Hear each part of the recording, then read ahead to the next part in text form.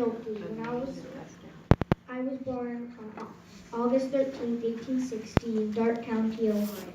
When I was just a girl, I ignored all rules. I loved hunting with my father, but my mom didn't like it. She wanted me to be a lady. When I was 5 years old, my father died from pneumonia. After that, my mom forbade me from my dad's rifle. Mom put it above the fireplace. But one night, my family was nearly dying from hunger. I couldn't help but grab the rifle and get some food. I surprisingly shot a squirrel, and I never shot a gun before.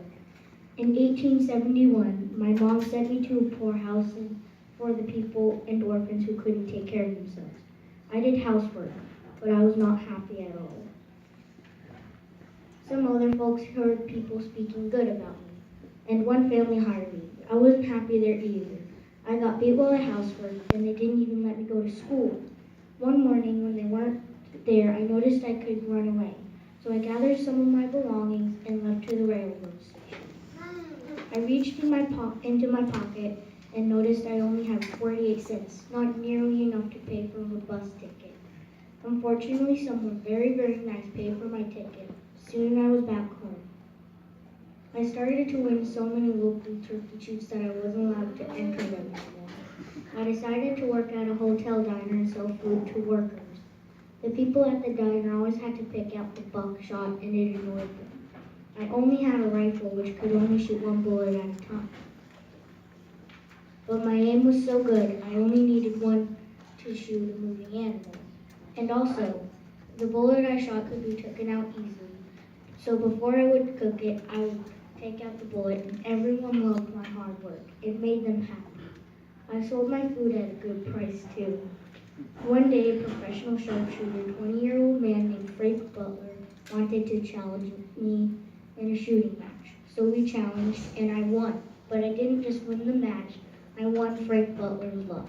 In 1876, me and Frank Butler got married. We were both performers, but we only performed for adults.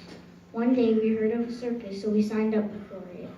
Before we performed in the circus, we performed one more time for the adults.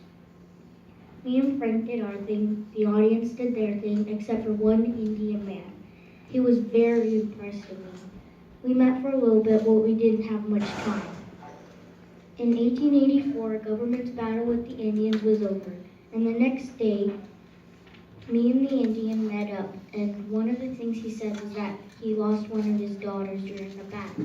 He said I could replace his daughter. He also said if I came to his territory, they would treat me like a princess. I was very flattered. I went with him to the west, and they called me Latanya Cecilia, or Little Sir Shock. In 1885, me and Frank joined the circus. For my first circus performance, everyone was amazed about how I was a girl that was shooting a rifle while horseback riding. Me and Frank went to Buffalo Bill's show for volunteers. It had showed lots of things in the Wild West. It had horses, goats, and elk. It was the sound mix of loud hoof stomping, shooting, lariat tricks, music, and horsemanship. Frank and me went up to the west to see the Wild West show because we knew I would be perfect for the Wild West show. I signed up for it, but he didn't let me. So I wrote a letter to Buffalo Bill saying, give us 3 chances, and if on the third they think I'm not worth it, then I go to a different company. Buffalo Bill accepted. I decided to go to a baseball field and practice my act. Suddenly a man walked up to me and said, fine, wonderful. He went on, have you got some photographs of you and your gun? It was Buffalo Bill's partner, Nate Salisbury. He was the one who hired me. It wasn't hard to say no other girls back then had such a routine like mine.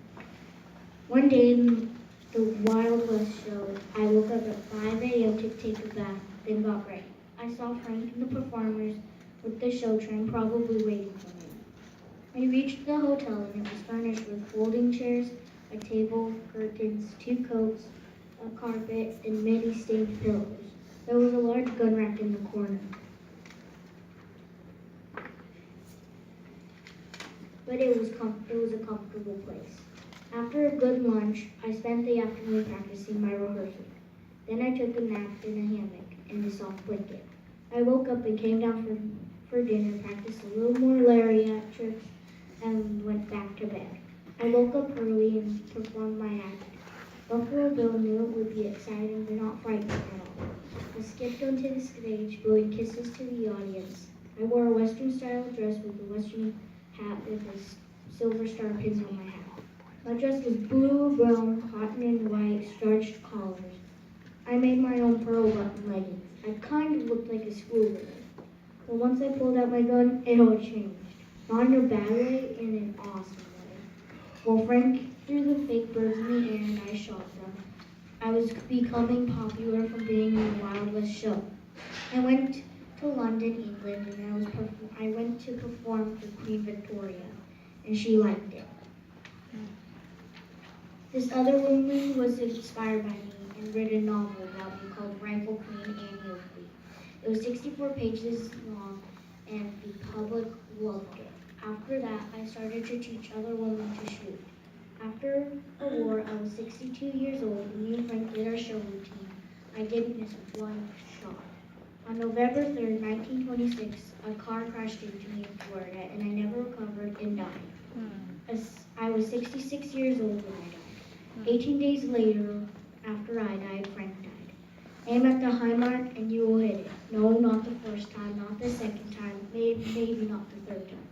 But keep on aiming and keep on shooting, for only practice will make you perfect. Finally, you'll hit the bullseye of success is one of my famous quotes.